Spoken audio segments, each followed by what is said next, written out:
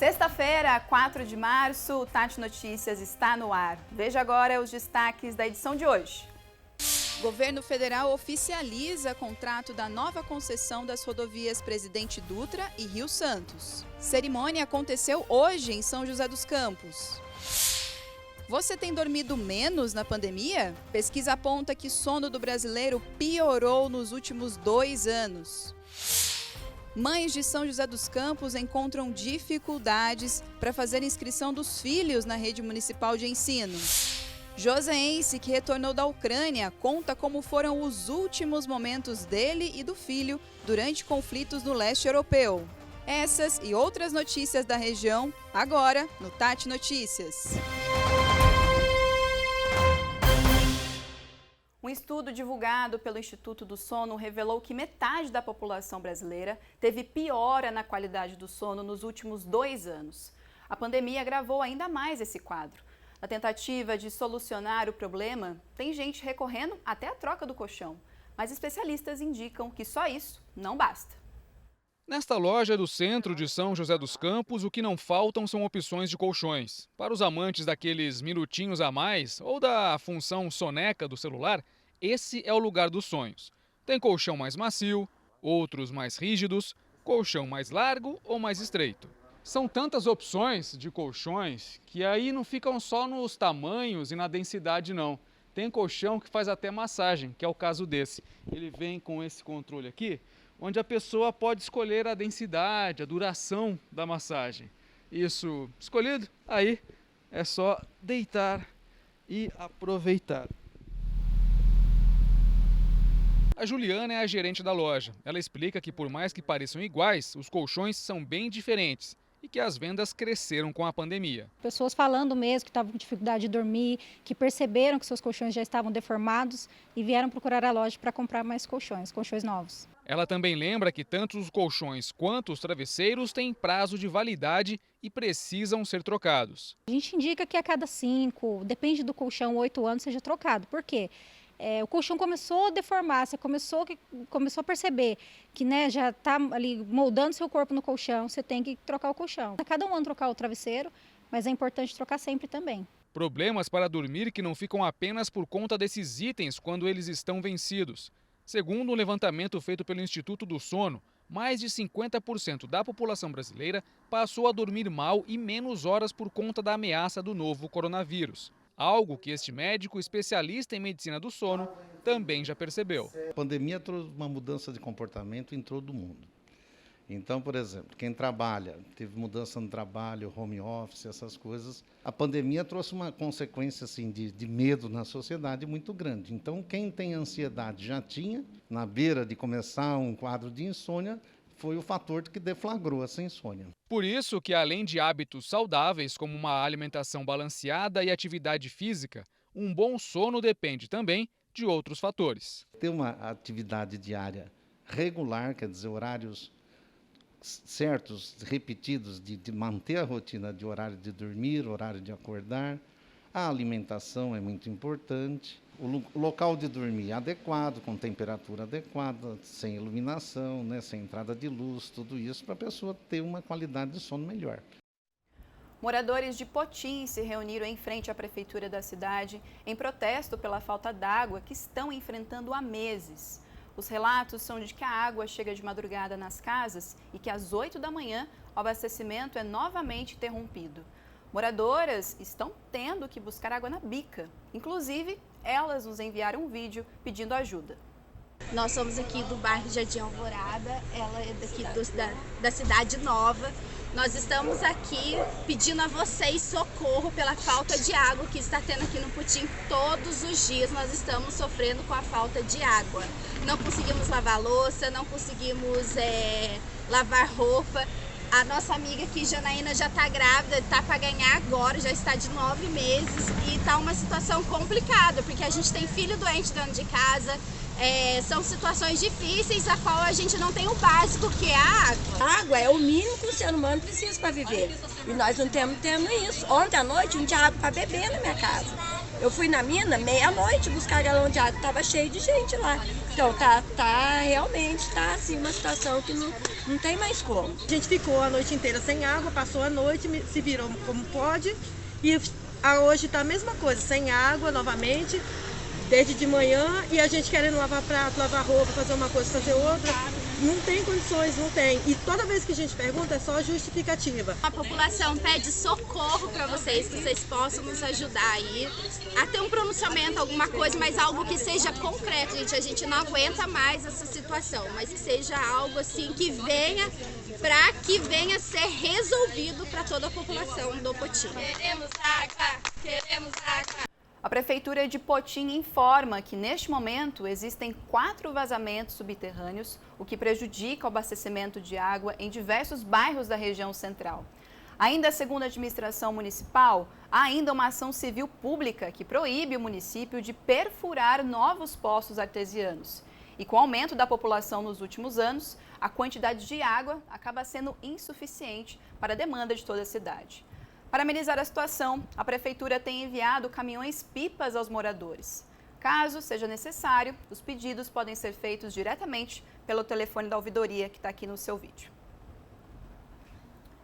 A polícia apreendeu ontem 2 pessoas suspeitas por tentativa de latrocínio em São José dos Campos. O crime aconteceu em janeiro deste ano, em uma propriedade rural no distrito de São Francisco Xavier. A dupla foi identificada por câmeras de monitoramento. O delegado conversou com a nossa equipe. Vamos acompanhar. No dia 13 de janeiro, uma mulher teria sido agredida, espancada no bairro de São Francisco Xavier e teria sido conduzida ao pronto-socorro aqui de São José dos Campos. Nós iniciamos a investigação com uma tentativa de homicídio pela gravidade das lesões, porém apuramos durante as investigações que haviam 3 pessoas naquele bairro que não era conhecido e através do trabalho de investigações conseguimos também apurar através das câmeras da rodoviária aqui de São José dos Campos, onde vimos essas pessoas embarcando para São Francisco. Identificamos também o veículo que eles chegaram na rodoviária e a partir daí, com o trabalho de investigação, nós identificamos os autores. Tinha passagem já por tráfico, por roubo, por lesão corporal, ameaça, somente contra mulheres. Iniciamos essa investigação com uma tentativa de homicídio, porém, durante a investigação, apuramos que, na verdade, pode se tratar de um crime de tentativa de latrocínio. Estão presos temporariamente, foi concedido pela vara do júri por 30 dias. Nós vamos continuar a investigação para prender esse outro autor. A Polícia Militar de São Sebastião prendeu 2 homens suspeitos de furtarem uma loja no centro da cidade na noite de ontem. Eles levaram da loja 12 eletrodomésticos, desodorantes, boias de piscina, além de roupas, material escolar, telefone celular. Um dos moradores que tentava fugir a pé foi preso rapidamente e o que tentava escapar de carro também acabou detido. Toda a mercadoria roubada foi devolvida à loja. O Tati Notícias faz um breve intervalo e volta já.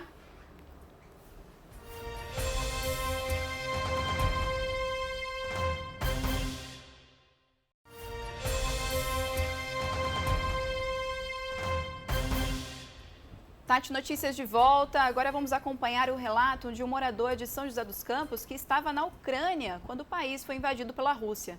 O preparador físico Luciano Rosa esteve hoje nos estúdios da TV Tati SBT. Luciano Rosa visitou a sede da TV Tati SBT e conversou com a apresentadora Marcela Mesquita durante o jornal Novo Dia.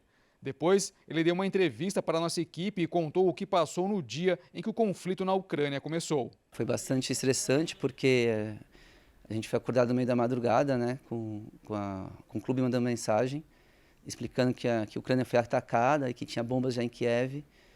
E a gente só tinha que pegar uma mochila, o que fosse essencial, e ir para o hotel do clube.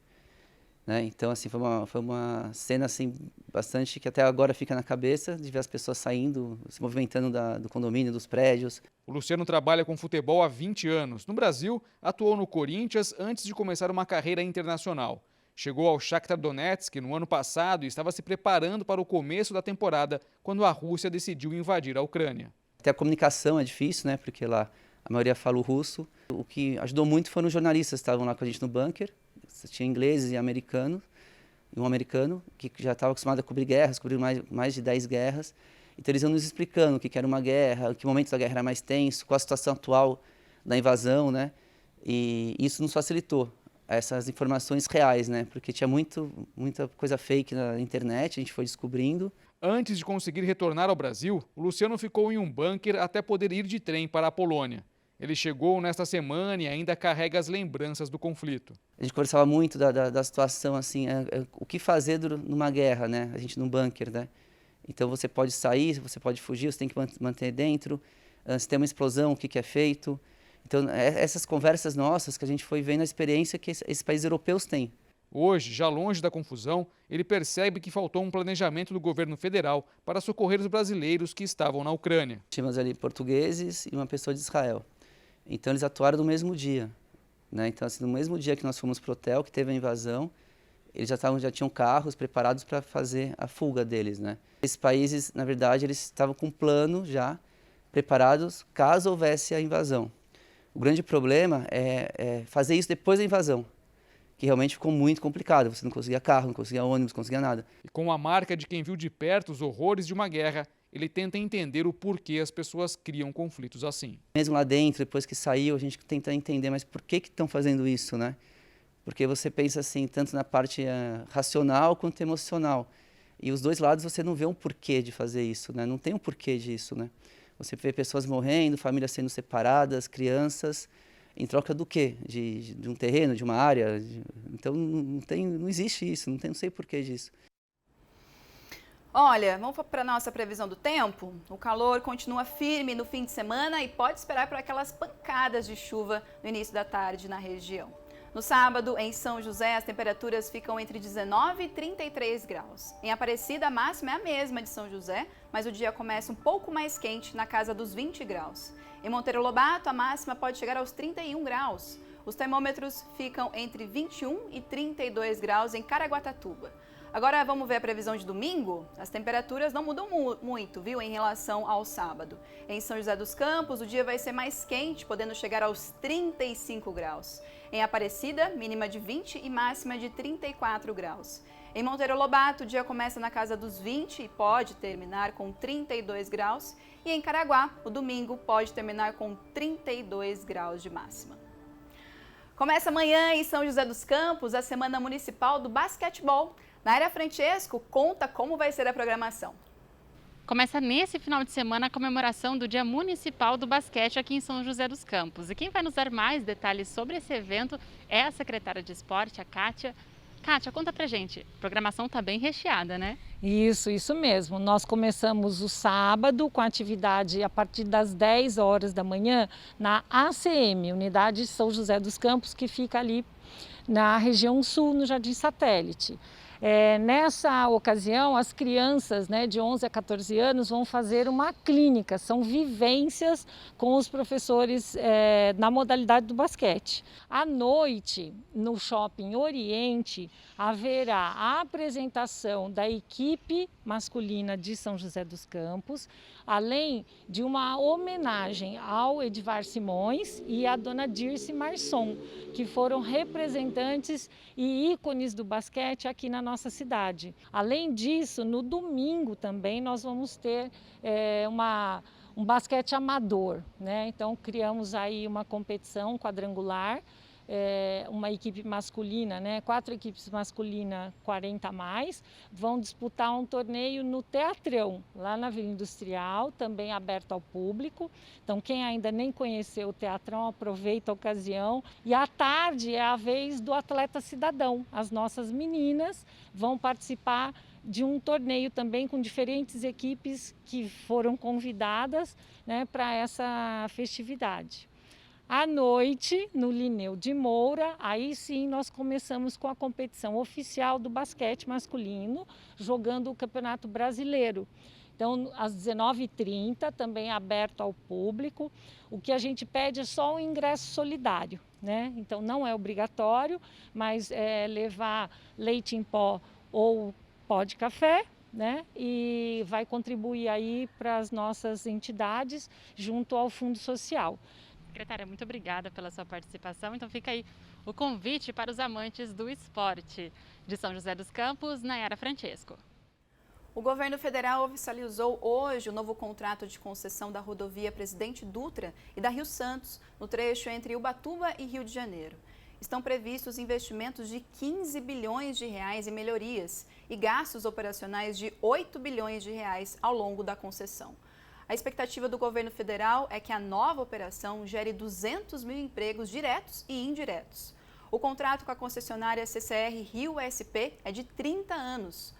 O presidente Jair Bolsonaro e o ministro de Infraestrutura, Tarcísio Freitas, participaram da cerimônia que aconteceu em São José dos Campos. O presidente não quis dar entrevista. O Tati Notícias faz um rápido intervalo e volta já.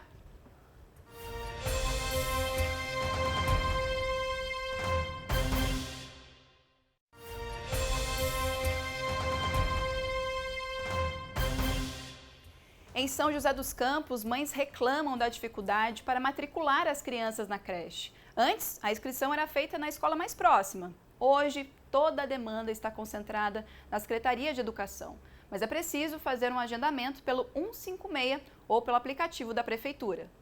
O dia a dia da Aline é assim: cuidar da casa, do Daniel, de 12 anos, e da Maria Clara, de 1 ano e 2 meses. E tudo isso antes de sair de casa para trabalhar. Eu acordo cedo, de manhãzinha, preparo as coisas da Maria Clara, preparo algumas coisas em casa e já saio para trabalhar.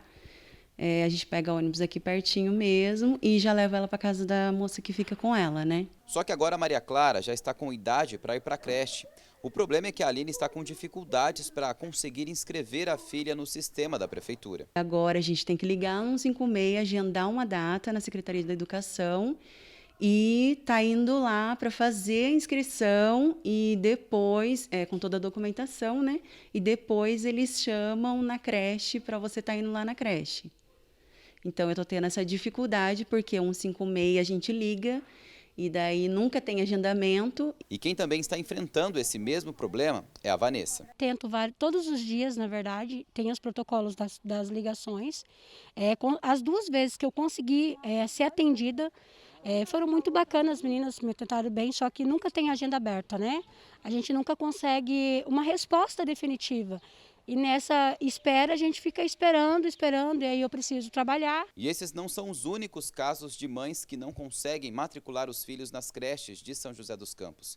De acordo com o Conselho Tutelar, o órgão recebeu um aumento no número de pedidos de ajuda para conseguir vagas em creche. É um direito garantido também pelo Estatuto da Criança e do Adolescente, nos seus artigos 54, 53 e 54, né? E o Conselho Tutelar, enquanto órgão de garantia de direitos, né, de proteção do direito da criança e do adolescente, vem atuando no sentido de garantir esse direito junto à administração pública. A Secretaria de Educação defende o atual modelo de inscrição para escolas da rede municipal de ensino. E o que a gente tem percebido é que por volta de quarta, quinta-feira, geralmente às quintas-feiras, a pessoa liga e essas vagas já estão preenchidas, mas logo no outro dia um novo conjunto de vagas para agendamento será disponibilizado. Então pode estar havendo essa impressão de não haver a disponibilidade da vaga por conta desse desencaixe, né, no processo de agendamento. E que o objetivo é evitar fraudes no processo de distribuição das vagas.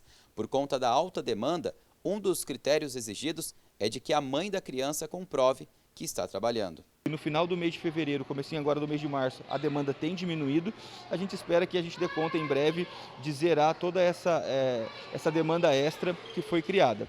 Muito importante entender que não é um processo burocrático, é um processo que precisa ser confiável. Então, a checagem de documentos ela é necessária. Nesse dia a gente faz uma anamnese social para evitar fraude. Em Taubaté, a Escola do Trabalho está com serviços de beleza de graça na cidade. Quem traz as informações é a Gabriela Leite. Então, quem quiser fazer um corte de cabelo, uma hidratação, fazer as unhas, é preciso antes fazer um agendamento. É sobre isso que a Rose vai explicar pra gente. Então, precisa primeiro fazer um agendamento, né? Sim, precisa fazer um agendamento. Por quê? Porque nós temos que respeitar o protocolo sanitário em relação ao Covid. Então, esse agendamento não ficam as pessoas esperando e não há tumulto. Eles podem agendar pelo telefone 3625-5068, que é a secretaria desta escola, ou vir pessoalmente.